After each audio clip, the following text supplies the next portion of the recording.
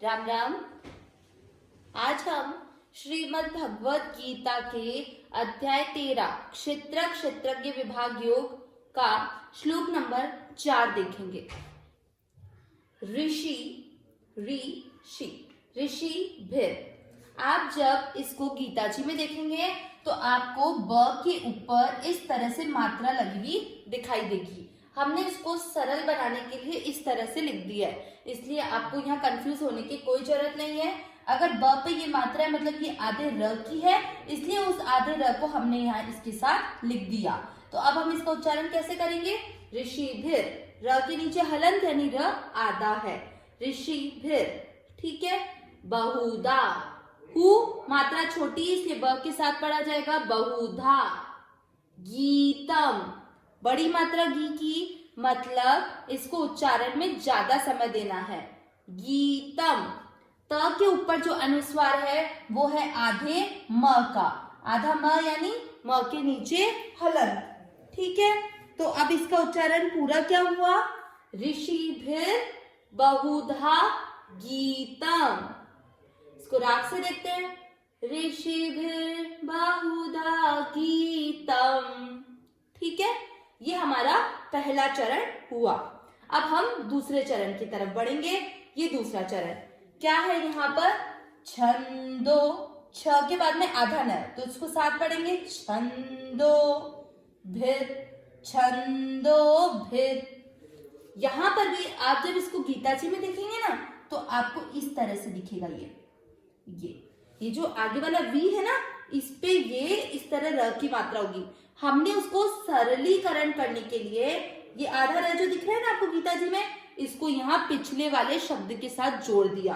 बन क्या गया? छंदोभिर। हमने ये चीज अपनी पिछली वीडियोस में भी देखी है कि कोई भी आधा अक्षर है तो उसका उच्चारण उसके पिछले वाले पूरे अक्षर के साथ किया जाएगा। तो उच्चारण क्या हुआ?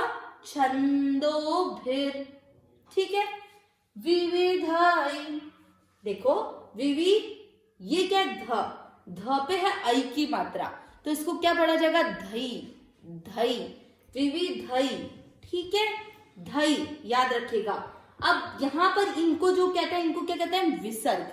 विसर्ग का उच्चारण इसके पिछले अक्षर की मात्रा पे डिपेंड करता है। पिछले अक्षर की मात्रा किसकी? ऐ की, तो इसको क्या पढ़ा जाएगा? हई, ये वाली चीज, ठीक है। तो क्या हुआ? विविधई, ठीक है। आगे देखते हैं। पृथक। प के नीचे जो इस तरह से लगा हुआ है वो होता है री की मात्रा। री, ऋषि वाला चीज ही होती है ना, वो री है ये, तो इसको पढ़ा जाएगा प्री, प्री थक। ख का जो लास्ट है उस क के नीचे हलंत है यानी क आधा है, क्या पढ़ा जाएगा? पृथक। वापस देखेंगे इसको उच्चारण को। छंदोभिर विविधई पृथक। पहला और दूसरा चरण हम वापस देखते हैं। ऋषिभिर बहुधा गीतम, छंदोभिर विविधई पृथक। अब हम तीसरे चरण की तरफ बढ़ेंगे। ब्र, ये ब आधा है और ये जो मात्रा होती है इसको क्या कहता है? र। ब्र, ब्र आधा ब, र पूरा, ब्र। र पूरा इसलिए देखिए र में अ का उच्चारण आ रहा है। अब ये चीज क्या है? इसको हम सरल करके लिखते हैं तो इसका मतलब हुआ ये ह तो आधा है, हाँ आधा इस तरह से लिखा जाता है, ठीक है। और म जो है वो पूरा है, आधा है। देखिए ह जब पूरा लिखा जाता है ना तो ह इस तरह से होता है और आधा ह कैसे होता है? ये चीज हट जाती है। तो ये आधा है। आप ये ना समझे कि नीचे हलंत नहीं है तो आधा है, नहीं है। आधा है माने यही होता है क्योंकि पूरा है इस तरह से होता है, ठीक है। तो ये आधा है और पूरे म से बना है, तो ये आधा है। ब्र के साथ पढ़िए, ब्रह, और म ब्रह्म, ब्रह्म, ठीक है। यहां तक का उच्चारण हुआ। सु, बड़ी मात्रा, उच्चारण में ज्यादा समय। ब्रह्मसूत्र, ब्रह्मसूत्र। पदई, इसमें सब जगह आपको ऐ की मात्रा ही दिखेगी। ऐ, धई, पदई, पदई, यहां तक हुआ। अब ये चीज क्या है इसको देखते हैं। ये इस तरह से लिखा हुआ है, इसका मतलब हुआ ये ऊपर जो है वो आधा श है, ये दिख रही है चीज, ये आधा श है, और जो नीचे है वो देखिए च दिख रहा है, ये च पूरा है। आधा श है, आधा श है और पूरा च है। आधे श को पदई के साथ पढ़िए, पदैश। क्या पढ़ा? पदैश। पूरा क्या है? च।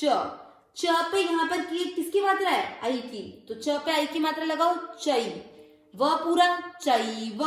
वापस पढ़िए, पदैश चैव। वापस पढ़िए, पदैश चैव। वापस तीसरा चरण देखेंगे, ब्रह्मसूत्र पदैश्चैव। ब्रह्मसूत्र पदैश्चैव। चौथे चरण की तरफ बढ़ते हैं। हेतु, अब ये देखिए वापस म तो आप पढ़ लेंगे, ये क्या चीज आ गई? कोई घबराने की जरूरत नहीं है। द है, द के अंदर ध है, द आधा है तो द के नीचे हलन। जो ये चीज दिख रही है आपको, आप इसको सरलीकरण में ऐसे याद रख सकते हैं, जो नीचे लिखा हुआ होगा वो हमेशा पूरा होगा। यहाँ नीचे च लिखा हुआ है, च पूरा, ऊपर श था इसलिए श आधा, ठीक। इसमें द ऊपर है इसलिए द को आधा, जो नीचे लिखा हुआ है वो भ पूरा, कर दो भ पूरा, ठीक है। आधे द को किसके साथ पढ़ा जाएगा? पिछले पूरे अक्षर के साथ। पूरा अक्षर क्या है? म। हेतु मत, हेतु मत, ठीक। अब भ पे किसकी मात्रा लगेगी? छोटी ई की, भी, और र के नीचे हलंत। पढ़िए इसको, हेतु मद्भिर, हेतु मद्भिर। अब इसको भी आप जब श्रीमद् भगवत गीता में देखेंगे तो ये आधा र है ना, यहाँ वी पे बनाया हुआ होगा, जैसे इसमें ना वैसे यहीं पे होगा, तो आपको घबराने की जरूरत नहीं है। वो आधा र हमने इस शब्द के साथ लिख दिया है, र के नीचे हलंत लिखकर। हेतु मद्भिर विनिश्चित है। इसको क्या? वही चीज जो हमने यहाँ देखी, आधा श पूरा च, विनिश्च। आगे क्या है? त पे आई की मात्रा तई, और विसर्ग को क्या पढ़ा जाएगा? हई, विनिश्चित हई। वापस देखेंगे इस चरण को, हेतु मद्भिर विनिश्चित हई।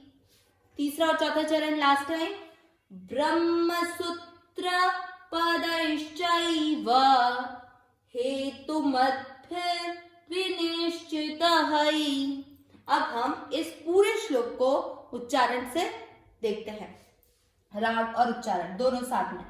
ऋषिभिर बहुधा गीतम छंदोभिर विविधः पृथक् ब्रह्मसूत्र पदैश्चैव हेतुमद्भिर्विनिश्चितः।